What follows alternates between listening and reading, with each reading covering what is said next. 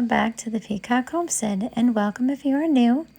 I am Elizabeth from the blog thepeacockhomestead.com, and we are all about self-sustainability and homemaking and homesteading, as well as home cooking and doing some sourdough baking, and we also make our own herbal medicine and soaps and soon lotions and toiletries and all that fun stuff. And today we are going to be making homemade dog treats. And I'm going to be using soft white wheat berries for this recipe. I tried using hard white wheat berries, but they were too crumbly, so the soft white is what we're going for.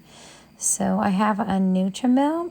This works really well, but I did not read the directions when I first got it. So it says to make sure you turn it on and then add the berries. But I learned from that mistake, so now I turn it on before I add the berries, and it works much better. It doesn't seize up and give you a heart attack. But for this recipe, we are going to be using soft white wheat berries, and I'm going to be using sun butter, as well as 2 eggs. And I get to finally show you what that large egg looks like. It actually had 2 yolks in it. And I have another one I was going to show you. It looks like it might even have 3. But we're also going to be using quick oats. I've used the old-fashioned oats before. It doesn't matter. This is what I had on hand, so that's what I used. And then I'm going to be using a squash. So I use pumpkin, butternut squash, buttercup squash, anything I can get my hands on. And I've also used applesauce as well as carrots in a can. So I've used varieties of different veggies for this recipe. And here is that egg. So here it is. I'm going to crack it open and take a look inside, and I'm taking a good guess there's 2. There it is. Usually chickens lay double yolkers when they're first starting to lay.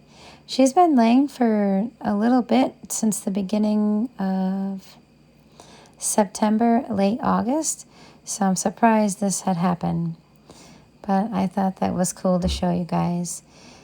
And I'm also adding a little bit of cinnamon. I'm adding a teaspoon or you can add a teaspoon to a teaspoon and a half, but I used a teaspoon, just a little bit of spice. And I'm going to be giving the leftover butternut squash to the chickens. They will enjoy that, and it'll be good for them.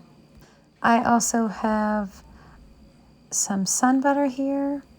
I have about 1/4 cup. And I'm going to squish that all together with my hands. And it's going to form a ball so we can roll it out just like you would sugar cookies.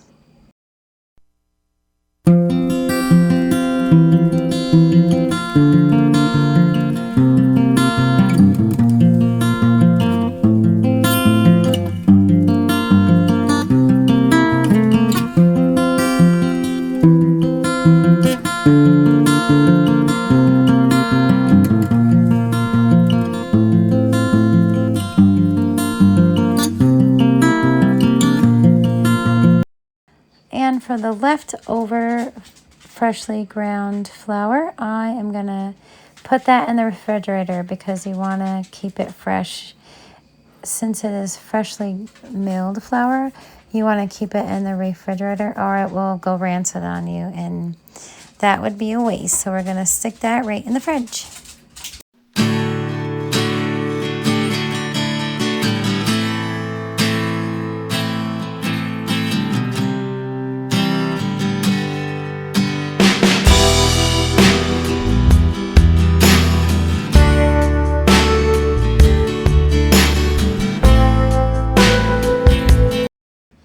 I'm cutting this dog treat dough into 2 parts, and we're going to use the freshly milled flour to flour the surface so it doesn't stick.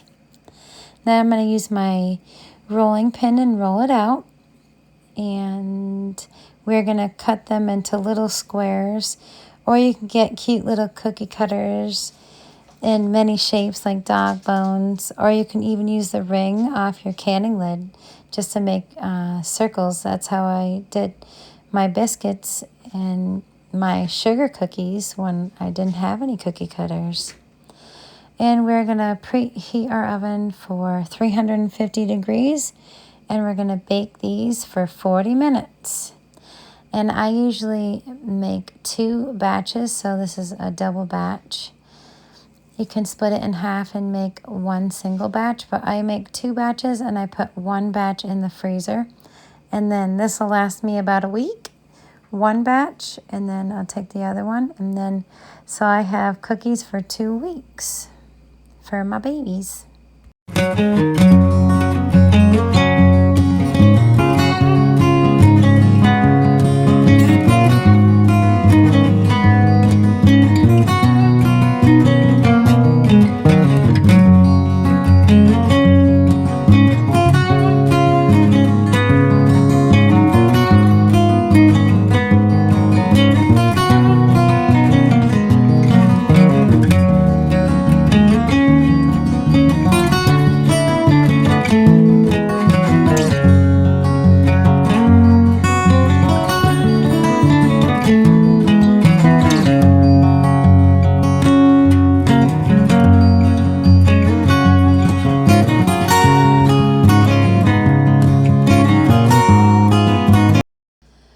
And here they are about to go in the oven at 350 degrees for 40 minutes. So I put them in the oven, one tray over the other, and then I switch it in 20 minutes. So they'll get even amount of cooking, so they'll be nice and brown. They want to be a little crispy. And they turn out wonderfully. And here they are. They're all crispy. And I put them in a little cookie jar. It definitely gives me a peace of mind knowing what's going in my dog's bodies and making them from scratch. And I know there's no red dyes or preservatives, so it'll have a longer shelf life. The longer shelf life doesn't necessarily make it better. So that gives me a peace of mind knowing what I'm giving my pups, and I know it's healthy for them. And I hope you guys give this recipe a try for your pups. Definitely do some research on if your animal's allergic to wheat or anything. You could always change it up if they're allergic to certain things. Like you can make it a gluten-free, or you can always make it with no sun butter at all. And you can just add applesauce or just extra vegetable to the recipe, and it'll make it just as good. So here those pup treats are in their favorite little cookie jar. They are so stinking smart. They go to the cookie jar and ask me for treats.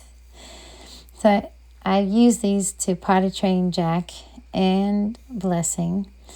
And they love these treats. And Tigger is wondering where his treats are. But he has temptations, so he's picky. He won't eat anything homemade. He's a stinker butt. But I am excited to share this recipe with you. And if you do try this recipe, let me know what you think. And definitely let me know how your doggos like these treats. I hope you have a wonderful week. Many blessings, and I'll see you on the next video.